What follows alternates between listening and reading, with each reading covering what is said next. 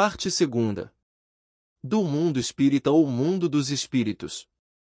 Capítulo 8. Da emancipação da alma. O sono e os sonhos. 223. O espírito encarnado permanece de bom grado no seu envoltório corporal? É como se perguntasse se ao encarcerado agrada o cárcere. O espírito encarnado aspira constantemente à sua libertação e tanto mais deseja ver-se livre do seu invólucro, quanto mais grosseiro é este. 224. Durante o sono, a alma repousa como o corpo? Não, o espírito jamais está inativo. Durante o sono, afrouxam-se os laços que o prendem ao corpo e, não precisando este então da sua presença, ele se lança pelo espaço e entra em relação mais direta com os outros espíritos. 225. Como podemos julgar da liberdade do espírito durante o sono? Pelos sonhos, quando o corpo repousa, acredita-o, tem o espírito mais faculdades do que no estado de vigília. Lembra-se do passado e algumas vezes prevê o futuro. Adquire maior potencialidade e pode pôr-se em comunicação com os demais espíritos, quer deste mundo, quer do outro. Dizes frequentemente: tive um sonho extravagante, um sonho horrível, mas absolutamente inverossímil. Enganas-te. É a miúde uma recordação dos lugares e das coisas que viste ou que verás em outra existência e das coisas que viste ou que verás em outra existência ou em outra ocasião. Estando entorpecido o corpo, o espírito trata de quebrar seus grilhões e de investigar no passado ou no futuro. Pobres homens, que mal conheceis os mais vulgares fenômenos da vida! Julgais-vos muito sábios e as coisas mais comezinhas vos confundem. Nada sabeis responder a estas perguntas que todas as crianças formulam: que fazemos quando dormimos? Que são os sonhos? O sono liberta a alma parcialmente do corpo. Quando dorme, o homem se acha por algum tempo no estado em que fica permanentemente depois que morre. Tiveram sonos inteligentes os espíritos que, desencarnando, logo se desligam da matéria. Esses espíritos, quando dormem, vão para junto dos seres que lhes são superiores. Com estes viajam, conversam e se instruem. Trabalham mesmo em obras que se lhes deparam concluídas, quando volvem, morrendo na terra, ao mundo espiritual. Ainda esta circunstância é de molde a vos ensinar que não deveis temer a morte, pois que todos os dias morreis, como disse um santo. Isto, pelo que concerne aos espíritos elevados. Pelo que respeita ao grande número de homens que, morrendo, têm que passar longas horas na perturbação, na incerteza de que tantos já vos falaram, esses vão, enquanto dormem, ou a mundos inferiores à terra, onde chamam velhas afeições, ou em busca de gozos quiçá mais baixos do que os em que aqui tanto se deleitam. Vão beber doutrinas ainda mais vis, mais ignóbeis, mais funestas do que as que professam entre vós.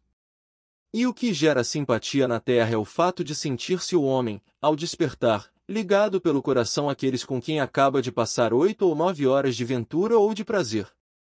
Também as antipatias invencíveis se explicam pelo fato de sentirmos em nosso íntimo que os entes com quem antipatizamos têm uma consciência diversa da nossa. Conhecemo-los sem nunca os termos visto com os olhos. É ainda o que explica a indiferença de muitos homens. Não cuidam de conquistar novos amigos, por saberem que muitos têm que os amam e lhes querem. Numa palavra, o sono influi mais do que supondes na vossa vida. Graças ao sono, os espíritos encarnados estão sempre em relação com o mundo dos espíritos. Por isso é que os espíritos superiores assentem, sem grande repugnância, em encarnar entre vós. Quis Deus que, tendo de estar em contato com o vício, pudessem eles ir retemperar-se na fonte do bem, a fim de igualmente não falirem, quando se propõem a instruir os outros. O sono é a porta que Deus lhes abriu, para que possam ir ter com seus amigos do céu, é o recreio depois do trabalho, enquanto esperam a grande libertação, a libertação final, que os restituirá ao meio que lhes é próprio. O sonho é a lembrança do que o espírito viu durante o sono. Notai, porém, que nem sempre sonhais. Que quer isso dizer? Que nem sempre vos lembrais do que vistes, ou de tudo o que haveis visto, enquanto dormíeis. É que não tendes então a alma no pleno desenvolvimento de suas faculdades. Muitas vezes, apenas vos fica a lembrança da perturbação que o vosso espírito experimenta à sua partida ou no seu regresso, acrescida da que resulta do que fizestes ou do que vos preocupa quando despertos. A não ser assim, como explicaríeis os sonhos absurdos, que tanto os sábios, quanto as mais humildes e simples criaturas têm? Acontece também que os maus espíritos se aproveitam dos sonhos para atormentar as almas fracas e pusilânimes. Em suma, dentro em pouco vereis vulgarizar-se outra espécie de sonhos. Conquanto tão antiga como a de que vimos falando, vós a desconheceis. Refiro-me aos sonhos de Joana, ao de Jacob, aos dos profetas judeus e aos de alguns adivinhos indianos. São recordações guardadas por almas que se desprendem quase inteiramente do corpo, recordações dessa segunda vida a que ainda há pouco aludíamos. Tratai de distinguir essas duas espécies de sonhos nos de que vos lembrais, do contrário cairíeis em contradições e em erros funestos à vossa fé. Os sonhos são efeito da emancipação da alma, que mais independente se torna pela suspensão da vida ativa e de relação. Daí uma espécie de clarividência indefinida que se alonga até aos mais afastados lugares e até mesmo a outros mundos. Daí também a lembrança que traz à memória acontecimentos da precedente existência ou das existências anteriores. As singulares imagens do que se passa ou se passou em mundos desconhecidos, entremeados de coisas do mundo atual, é que formam esses conjuntos estranhos e confusos, que nenhum sentido ou ligação parecem ter. A incoerência dos sonhos ainda se explica pelas lacunas que apresenta a recordação incompleta que conservamos do que nos apareceu quando sonhávamos.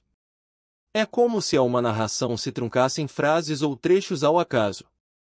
Reunidos depois, os fragmentos restantes nenhuma significação racional teriam.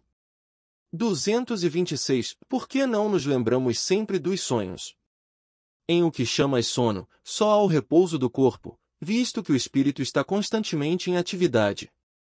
Recobra, durante o sono, um pouco da sua liberdade se corresponde com os que lhe são caros, quer neste mundo, quer em outros. Mas, como é pesada e grosseira a matéria que compõe, o corpo dificilmente conserva as impressões que o espírito recebeu, porque a este não chegaram por intermédio dos órgãos corporais. 227. Que se deve pensar das significações atribuídas aos sonhos?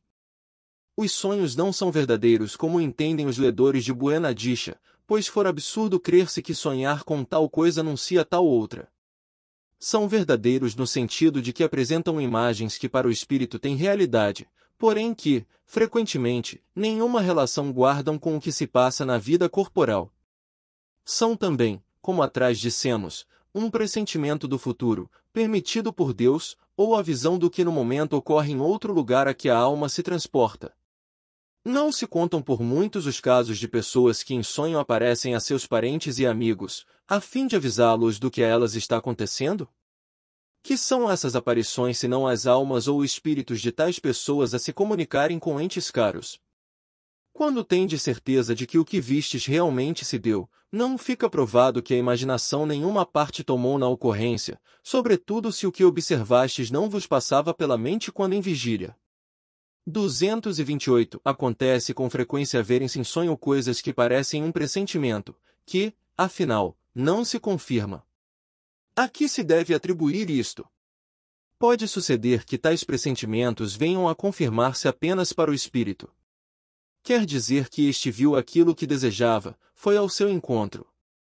É preciso não esquecer que, durante o sono, a alma está mais ou menos sob a influência da matéria e que, por conseguinte, nunca se liberta completamente de suas ideias terrenas, donde resulta que as preocupações do estado de vigília podem dar ao que se vê a aparência do que se deseja, ou do que se teme. A isto é que, em verdade, cabe chamar-se efeito da imaginação. Sempre que uma ideia nos preocupa fortemente, tudo o que vemos se nos mostra ligado a essa ideia. 229. Quando em sonho vemos pessoas vivas, muito nossas conhecidas, a praticarem atos de que absolutamente não cogitam, não é isso puro efeito de imaginação? De que absolutamente não cogitam, dizes. Que sabes a tal respeito? Os espíritos dessas pessoas vêm visitar o teu como o teu os vai visitar, sem que saibas sempre o em que eles pensam. Demais, não é raro atribuirdes, de acordo com o que desejais, a pessoas que conheceis, o que se deu ou se está dando em outras existências. 230 É necessário o sono completo para a emancipação do espírito? Não, basta que os sentidos entrem em torpor para que o espírito recobre a sua liberdade. Para se emancipar, ele se aproveita de todos os instantes de trégua que o corpo lhe concede. Desde que haja prostração das forças vitais, o espírito se desprende, tornando-se tanto mais livre, quanto mais fraco for o corpo. Assim se explica que imagens idênticas às que vemos, em sonho, vejamos estando apenas meio dormindo, ou em simples modorra. 231 E qual a razão de ouvirmos, algumas vezes em nós mesmos, palavras pronunciadas distintamente que nenhum nexo tem com o que nos preocupa? É fato, ouvis até mesmo frases inteiras, principalmente quando os sentidos começam a entorpecer-se. É quase sempre fraco eco do que diz um espírito que convosco se quer comunicar. 232 Doutras vezes, num estado que ainda não é bem o do adormecimento, estando com os olhos fechados, vemos imagens distintas, figuras cujas mínimas particularidades percebemos. Que há aí, efeito de visão ou de imaginação? Estando entorpecido o corpo, o espírito trata de desprender-se. Transporta-se e vê. Se já fosse completo sono, haveria sonho. 233 Dá-se também que, durante o sono, ou quando nos achamos apenas ligeiramente adormecidos, acodem-nos ideias que nos parecem excelentes e que se nos apagam da memória, apesar dos esforços que façamos para retê-las. Donde vêm essas ideias? Provém da liberdade do espírito que se emancipa e que, emancipado, goza de suas faculdades com maior amplitude. Também são, frequentemente, conselhos que outros espíritos dão. De que servem essas ideias e esses conselhos, desde que, pelos esquecer, não os podemos aproveitar? Essas ideias, em regra, mais dizem respeito ao mundo dos espíritos do que ao mundo corpóreo. Pouco importa que comumente o espírito as esqueça, quando unido ao corpo.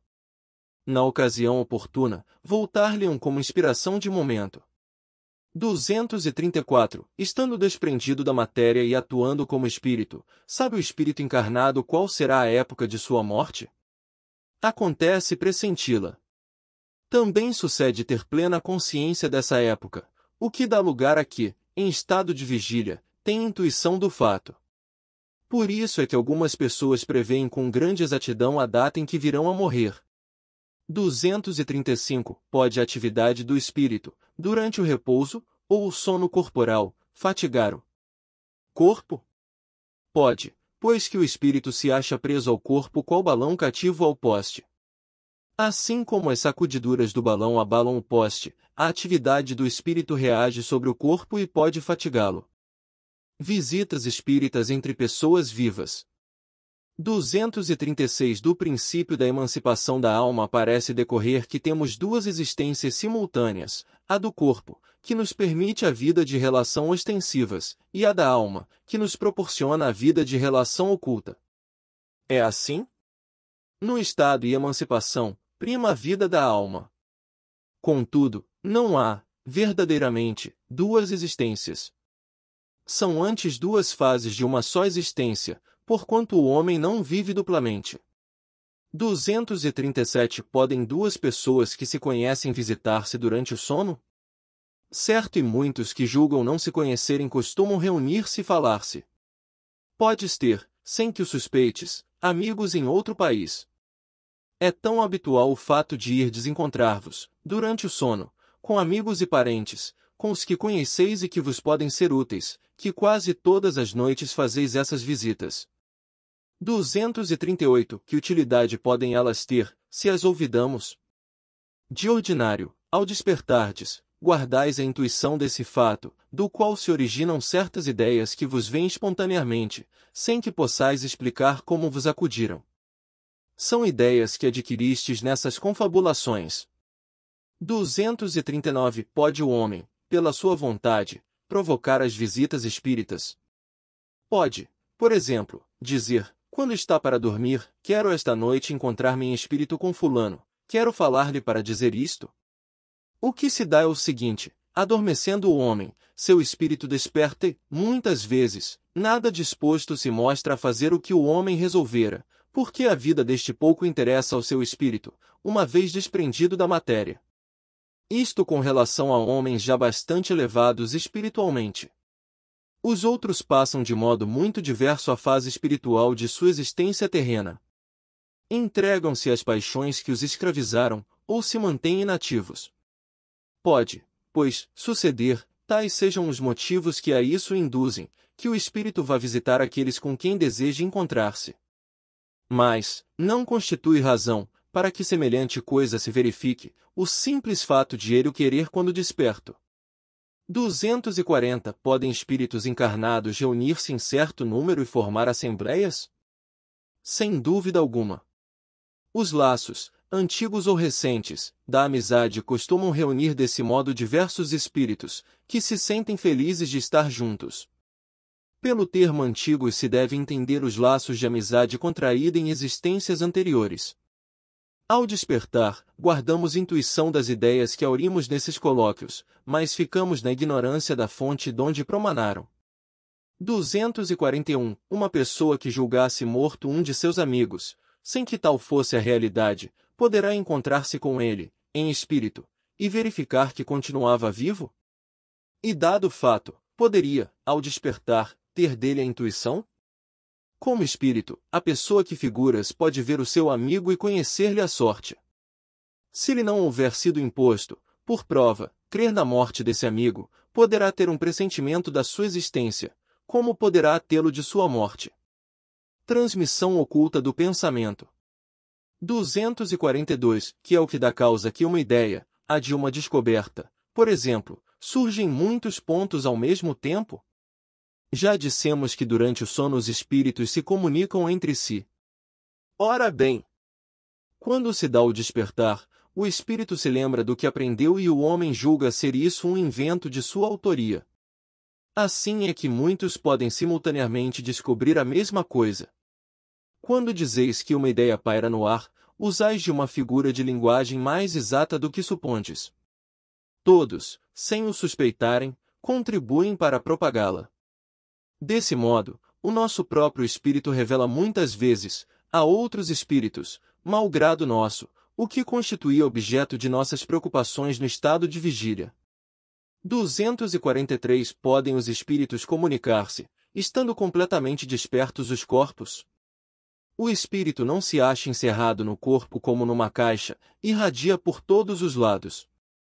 Segue-se que pode comunicar-se com outros espíritos, mesmo em estado de vigília, se bem que mais dificilmente.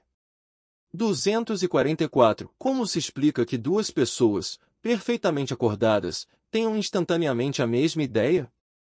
São dois espíritos simpáticos que se comunicam e veem reciprocamente seus pensamentos respectivos, embora sem estarem adormecidos os corpos. Há, entre os espíritos que se encontram, uma comunicação de pensamento, que dá causa que duas pessoas se vejam e compreendam, sem precisarem dos sinais ostensivos da linguagem. Poder-se-ia dizer que falam entre si a linguagem dos espíritos. Letargia, catalepsia, mortes aparentes. 245 Os letárgicos e os cataléticos, em geral, veem e ouvem o que em derredor se diz e faz, sem que possam exprimir que estão vendo e ouvindo. É pelos olhos e pelos ouvidos que têm essas percepções? Não, pelo espírito. O espírito tem consciência de si, mas não pode comunicar-se. Ah, por quê? Porque a isso se opõe o estado do corpo. E esse estado especial dos órgãos vos prova que no homem há alguma coisa mais do que o corpo, pois que, então, o corpo já não funciona e, no entanto, o espírito se mostra ativo. 246 Na letargia, pode o espírito separar-se inteiramente do corpo, de modo a imprimir-lhe todas as aparências da morte e voltar depois a habitá-lo? Na letargia, o corpo não está morto, porquanto há funções que continuam a executar-se. Sua vitalidade se encontra em estado latente, como na crisálida, porém não aniquilada. Ora, enquanto o corpo vive, o espírito se lhe acha ligado. Em se rompendo, por efeito da morte real e pela desagregação dos órgãos, os laços que prendem um ao outro, integral se torna a separação e o espírito não volta mais ao seu envoltório. Desde que um homem, aparentemente morto, volve à vida, é que não era completa a morte. 247. Por meio de cuidados dispensados a tempo, podem reatar-se laços prestes a se desfazerem e restituir-se à vida um ser que definitivamente morreria se não fosse socorrido? Sem dúvida, e todos os dias tendes a prova disso. O magnetismo, em tais casos, constitui, muitas vezes, poderoso meio de ação, porque restitui ao corpo o fluido vital que lhe falta para manter o funcionamento dos órgãos. A letargia e a catalepsia derivam do mesmo princípio, que é a perda temporária da sensibilidade e do movimento, por uma causa fisiológica ainda inexplicada. Diferem uma da outra em que, na letargia, a suspensão das forças vitais é geral e dá ao corpo todas as aparências da morte. Na catalepsia, fica localizada, podendo atingir uma parte mais ou menos extensa do corpo, de sorte a permitir que a inteligência se manifeste livremente, o que a torna inconfundível com a morte. A letargia é sempre natural, a catalepsia é por vezes magnética. Sonambulismo.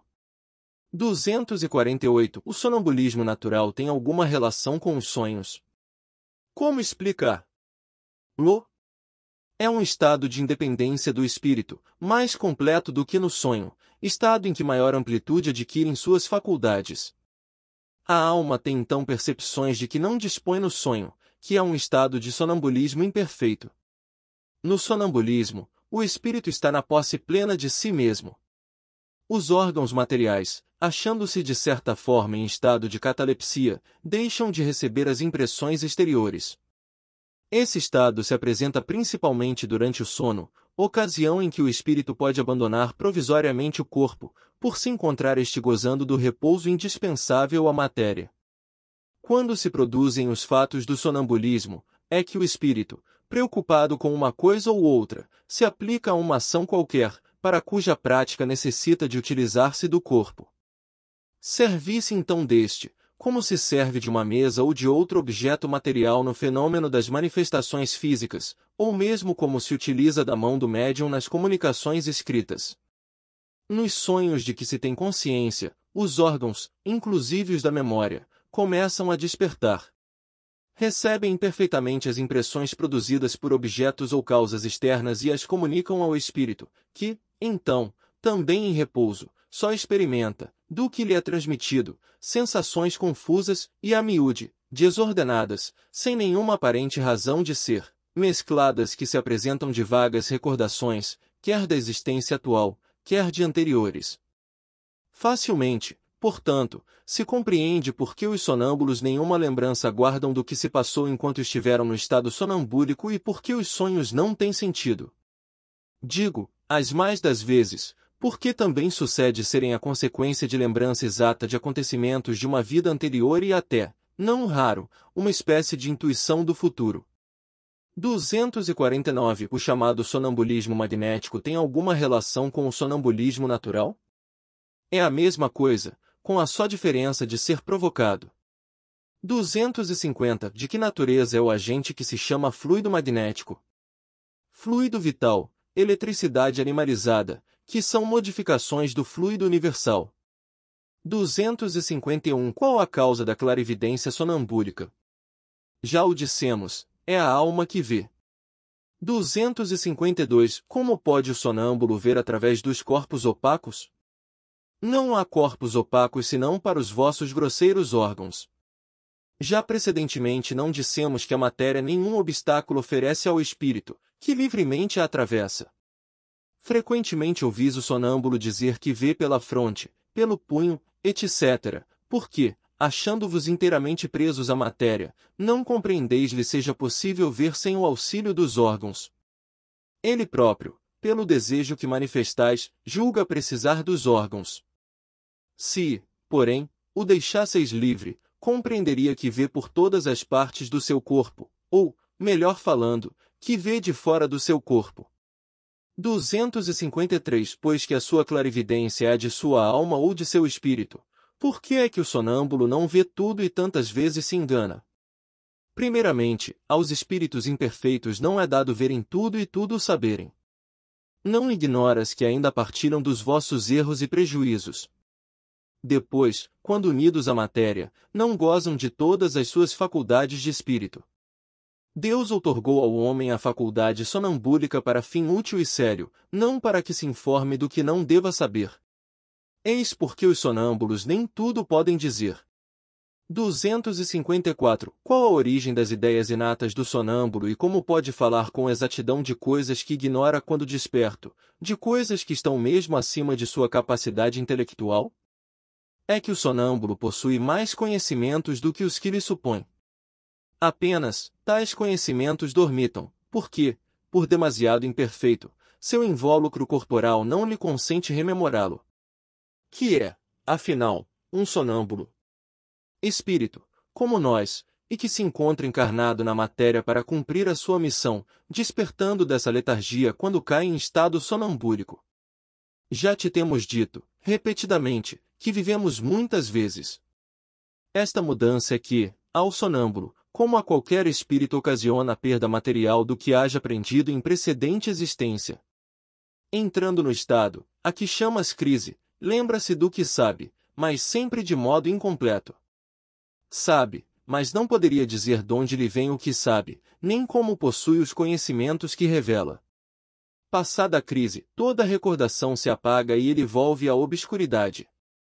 Mostra a experiência que os sonâmbulos também recebem comunicações de outros espíritos, que lhes transmitem o que devem dizer e suprem a incapacidade que denotam. Isto se verifica principalmente nas prescrições médicas.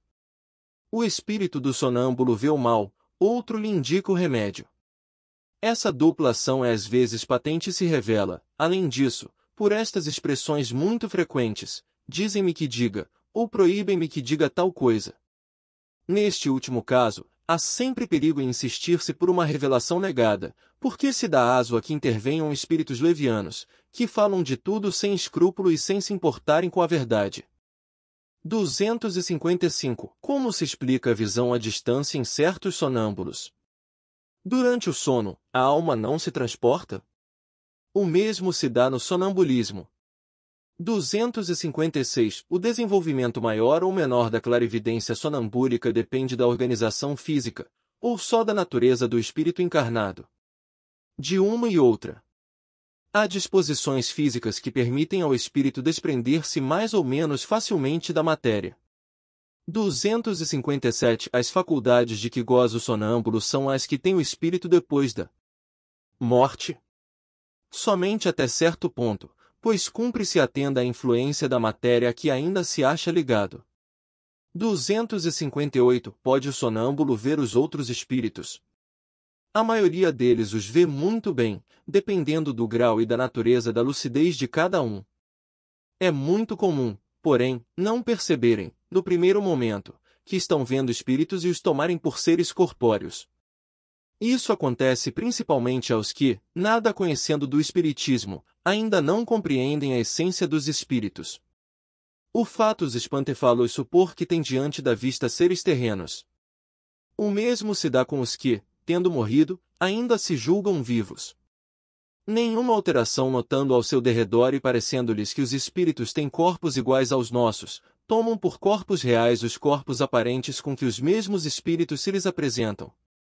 259. O sonâmbulo que vê, à distância, vê do ponto em que se acha o seu corpo, ou do em que está sua alma. Por que esta pergunta, desde que sabe ser a alma quem vê e não o corpo? 260. Posto que o que se dá, nos fenômenos sonambúlicos, é que a alma se transporta, como pode o sonâmbulo experimentar no corpo as sensações do frio e do calor existentes no lugar onde se acha sua alma, muitas vezes bem distante do seu invólucro? A alma, em tais casos, não tem deixado inteiramente o corpo, conserva-se-lhe presa pelo laço que os liga e que então desempenha o papel de condutor das sensações. Quando duas pessoas se comunicam de uma cidade para outra, por meio da eletricidade, esta constitui o laço que lhes liga os pensamentos. Daí vem que confabulam como se estivessem ao lado uma da outra. 261. O uso que um sonâmbulo faz da sua faculdade influi no estado do seu espírito depois da morte? muito, como o bom ou mau uso que o homem faz de todas as faculdades com que Deus o dotou. Êxtase. 262 Que diferença há entre êxtase e o sonambulismo? O êxtase é um sonambulismo mais apurado. A alma do estático ainda é mais independente. 263 O espírito do estático penetra realmente nos mundos superiores? Vê esses mundos e compreende a felicidade dos que os habitam, donde lhe nasce o desejo de lá permanecer. Há, porém, mundos inacessíveis aos espíritos que ainda não estão bastante purificados. 264 Quando o estático manifesta o desejo de deixar a Terra, fala sinceramente, não o retém o instinto de conservação? Isso depende do grau de purificação do espírito. Se verifica que a sua futura situação será melhor do que a sua vida presente, esforça-se por desatar os laços que o prendem à terra. 265 Se deixasse o estático entregue a si mesmo, poderia sua alma abandonar definitivamente o corpo? Perfeitamente, poderia morrer. Por isso é que preciso se torna chamá-lo a voltar, apelando para tudo que o prende a este mundo, fazendo-lhe sobretudo compreender que a maneira mais certa de não ficar lá, onde vê que seria feliz, consistiria em partir a cadeia que o tem preso ao planeta terreno. 266 Pretendendo que lhe é dado ver coisas que evidentemente são produto de uma imaginação que as crenças e prejuízos terrestres impressionaram, não será justo concluir-se que nem tudo que o estático vê é real? O que o estático vê é real para ele.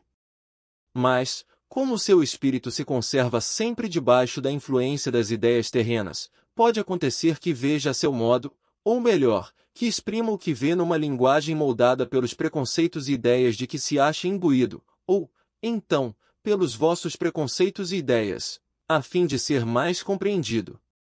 Neste sentido, principalmente, é que lhe sucede errar. 267 Que confiança se pode depositar nas revelações dos estáticos? O estático está sujeito a enganar-se muito frequentemente, sobretudo quando pretende penetrar no que deva continuar a ser mistério para o homem, porque, então, se deixa levar pela corrente das suas próprias ideias, ou se torna joguete de espíritos mistificadores, que se aproveitam da sua exaltação para fasciná-lo. 268 Que deduções se podem tirar dos fenômenos do sonambulismo e do êxtase? Não constituirão uma espécie de iniciação na vida futura? A bem dizer, mediante esses fenômenos, o homem entrevê a vida passada e a vida futura. Estude-os e achará o aclaramento de mais de um mistério, que a sua razão inutilmente procura devassar. 269 Poderiam tais fenômenos adequar-se às ideias materialistas? Aquele que os estudar de boa fé e sem prevenções não poderá ser materialista, nem ateu. Dupla vista. 270 O fenômeno a que se dá a designação de dupla vista tem alguma relação com o sonho e o sonambulismo? Tudo isso é uma só coisa. O que se chama dupla vista é ainda resultado da libertação do espírito, sem que o corpo seja adormecido. A dupla vista ou segunda vista é a vista da alma. 271 É permanente a segunda vista? A faculdade é, o exercício não. Em os mundos menos materiais do que o vosso, os espíritos se desprendem mais facilmente e se põem em comunicação apenas pelo pensamento, sem que, todavia, fique abolida a linguagem articulada. Por isso mesmo, em tais mundos, a dupla vista é faculdade permanente, para a maioria de seus habitantes, cujo estado normal se pode comparar ao dos vossos sonâmbulos lúcidos. Essa também é a razão por que esses espíritos se vos manifestam com maior facilidade do que os encarnados em corpos mais grosseiros. 272 A segunda vista aparece espontaneamente ou por efeito da vontade de quem a possui como faculdade. As mais das vezes é espontânea, porém a vontade também desempenha com grande frequência importante papel no seu aparecimento. Toma, por exemplo, de umas dessas pessoas a quem se dá o nome de ledoras da buena dicha, algumas das quais dispõem desta faculdade, e verás que é com o auxílio da própria vontade que se colocam no estado de terem a dupla vista e o que chamas visão. 273 A dupla vista é suscetível de desenvolver-se pelo exercício? Sim, do trabalho sempre resulta o progresso e a dissipação do véu que encobre as coisas. esta faculdade tem qualquer ligação com a organização física. Incontestavelmente, o organismo influi para sua existência. Há organismos que lhe são refratários. 274. Por que é que a segunda vista parece hereditária em algumas famílias? Por semelhança da organização, que se transmite como as outras qualidades físicas. Depois, a faculdade se desenvolve por uma espécie de educação, que também se transmite de um a outro. 275. É exato que certas circunstâncias desenvolvem a segunda vista? A moléstia, a proximidade do perigo, uma grande comoção podem desenvolvê-la. O corpo, às vezes, vem a achar-se num estado especial que faculta ao espírito ver o que não podeis ver com os olhos carnais. Nas épocas de crises e de calamidades, as grandes emoções, todas as causas, enfim, de superexcitação do moral provocam não raro desenvolvimento da dupla vista. Parece que a providência, quando um perigo nos ameaça, nos dá um meio de conjurá-lo. Todas as seitas e partidos perseguidos oferecem múltiplos exemplos desse fato. 276. As pessoas dotadas de dupla vista sempre têm consciência de que a possuem? Nem sempre. Consideram isso coisa perfeitamente natural e muitos creem que, se cada um observasse o que se passa consigo, todos verificariam que são como eles. 277. Poder-se-ia atribuir a uma espécie de segunda vista a perspicácia de algumas pessoas que, sem nada apresentarem de extraordinário, apreciam as coisas com mais precisão do que outras? É sempre a alma a irradiar mais livremente e apreciar melhor do que sob o véu da matéria. Pode esta faculdade, em alguns casos, dar a presciência das coisas. Pode. Também dá os pressentimentos, pois que muitos são os graus em que ela existe, sendo possível que num mesmo indivíduo existem todos os graus, ou em algum somente. Resumo teórico do sonambulismo, do êxtase e da dupla vista. 278. Os fenômenos do sonambulismo natural se produzem espontaneamente e independem de qualquer causa exterior conhecida. Mas, em certas pessoas dotadas de especial organização, podem ser provocados artificialmente, pela ação do agente magnético. O estado que se designa pelo nome de sonambulismo magnético apenas difere do sonambulismo natural em que um é provocado, enquanto o outro é espontâneo. O sonambulismo natural constitui fato notório, que ninguém mais se lembra de pôr em dúvida, não obstante o aspecto maravilhoso dos fenômenos a que dá lugar. Por que seria então mais extraordinário ou irracional o sonambulismo magnético? Apenas por produzir-se artificialmente, como tantas outras coisas. Os charlatães o exploram, dizem. Razão demais para que não lhe seja deixado nas mãos. Quando a ciência se houver apropriado dele, muito menos crédito terão os charlatães junto às massas populares. Enquanto isso não se verifica, como o sonambulismo natural ou artificial é um fato, e como contra fatos não há raciocínio possível, vai-lhe ganhando terreno, apesar da má vontade de alguns, no seio da própria ciência, onde penetra por uma imensidade de portinhas, em vez de entrar pela porta larga. Quando lá estiver totalmente, terão que lhe conceder direito de cidade. Para o espiritismo, o sonambulismo é mais do que um fenômeno psicológico, é uma luz projetada sobre a psicologia. É aí que se pode estudar a alma, porque é onde esta se mostra a descoberto. Ora, um dos fenômenos que a caracterizam é o da clarividência independente dos órgãos ordinários da vista. Fundam-se os que contestam este fato em que o sonâmbulo nem sempre vê, e à vontade do experimentador, como com os olhos. Será de admirar que difiram os efeitos, quando diferentes são os meios. Será racional que se pretenda obter os mesmos efeitos, quando há e quando não há um instrumento. A alma tem suas propriedades, como os olhos têm as suas. Cumpre julgá-las em si mesmas e não por analogia. De uma causa única se originam a clarividência do sonâmbulo magnético e a do sonâmbulo natural. É um atributo da alma, uma faculdade inerente a todas as partes do ser incorpóreo que existe em nós e cujos limites não são outros senão os assinados à própria alma. O sonâmbulo vê em todos os lugares aonde sua alma possa transportar-se, qualquer que seja a longitude. No caso de visão à distância, o sonâmbulo não vê as coisas de onde está o seu corpo, como por meio de um telescópio. Vê-as presentes, como se achasse no lugar onde elas existem, porque sua alma, em realidade, lá está. Por isso é que seu corpo fica como que aniquilado e privado de sensação, até que a alma volte a habitá-lo novamente. Essa separação parcial da alma e do corpo constitui um estado anormal, suscetível de duração mais ou menos longa, porém não indefinida. Daí a fadiga que o corpo experimenta após certo tempo, mormente quando aquela se entrega a um trabalho ativo. A vista da alma ou do espírito não é circunscrita e não tem sede determinada. Eis porque os sonâmbulos não lhe podem marcar órgão especial. Veem porque veem, sem saberem o motivo nem o modo, uma vez que, para eles, na condição de espíritos, a vista carece de foco próprio. Se reportam ao corpo, esse foco lhes parece estar nos centros onde maior é a atividade vital, principalmente no cérebro, na região do epigastro, ou no órgão que considerem o ponto de ligação mais forte entre o espírito e o corpo. O poder da lucidez sonambúlica não é ilimitado.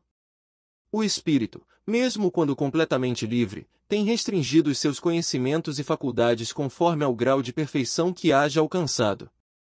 Ainda mais restringidos os tem quando ligado à matéria, a cuja influência está sujeito. É o que motiva a não ser universal, nem infalível, a clarividência sonambúlica. E tanto menos se pode contar com a sua infalibilidade, quanto mais desviada seja do fim visado pela natureza e transformada em objeto de curiosidade e de experimentação.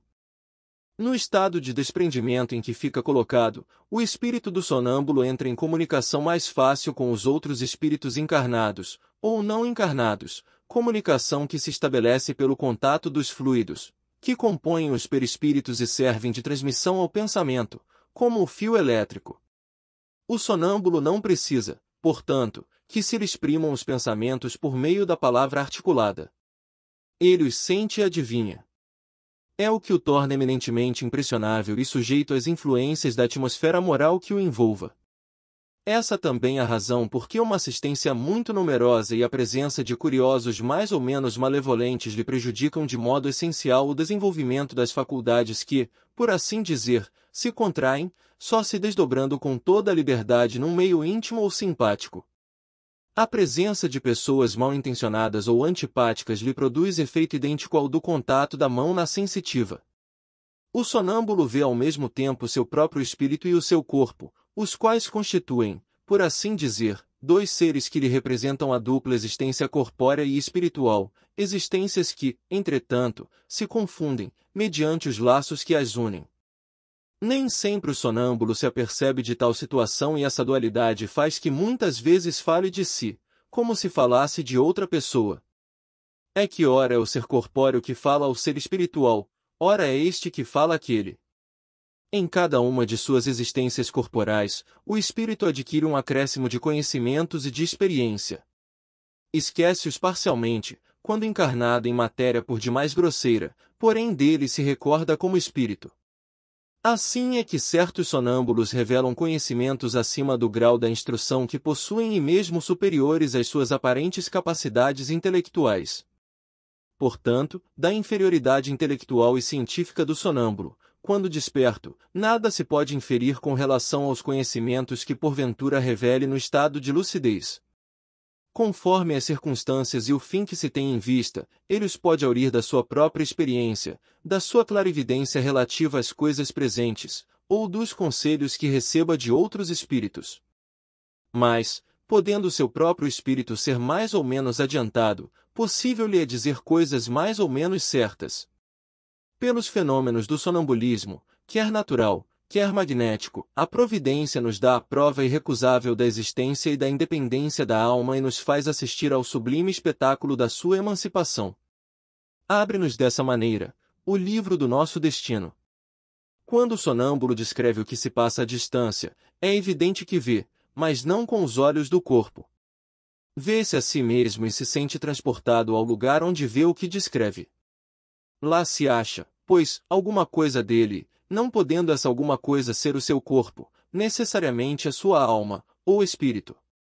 Enquanto o homem se perde nas sutilezas de uma metafísica abstrata e ininteligível, em busca das causas da nossa existência moral, Deus cotidianamente nos põe sob os olhos e ao alcance da mão os mais simples e patentes meios de estudarmos a psicologia experimental. O êxtase é o estado em que a independência da alma, com relação ao corpo, se manifesta de modo mais sensível e se torna, de certa forma, palpável. No sonho e no sonambulismo, o espírito anda em giro pelos mundos terrestres. No êxtase, penetra em um mundo desconhecido, o dos espíritos etéreos, com os quais entra em comunicação, sem que, todavia, lhe seja lícito ultrapassar certos limites, porque, se os transpusesse, totalmente se partiriam os laços que o prendem ao corpo. Cerca-o então resplendente e desusado fulgor, inebriam-no harmonias que na terra se desconhecem, indefinível bem-estar o invade, goza antecipadamente da beatitude celeste e bem se pode dizer que pousa um pé no limiar da eternidade. No estado de êxtase, o aniquilamento do corpo é quase completo. Fica-lhe somente, pode-se dizer, a vida orgânica. Sente-se que a alma se lhe acha presa unicamente por um fio, que mais um pequenino esforço quebraria sem remissão. Nesse estado, desaparecem todos os pensamentos terrestres, cedendo lugar ao sentimento apurado, que constitui a essência mesma do nosso ser imaterial. Inteiramente entregue a tão sublime contemplação, o estático encara a vida apenas como paragem momentânea. Considera os bens e os males, as alegrias grosseiras e as misérias deste mundo quais incidentes fúteis de uma viagem, cujo termo tem a dita de avistar. Dá-se com os estáticos o que se dá com os sonâmbulos, mais ou menos perfeita podem ter a lucidez e o espírito mais ou menos apto a conhecer e compreender as coisas, conforme seja mais ou menos elevado. Muitas vezes, porém, há neles mais excitação do que verdadeira lucidez, ou, melhor, muitas vezes a exaltação lhes prejudica a lucidez.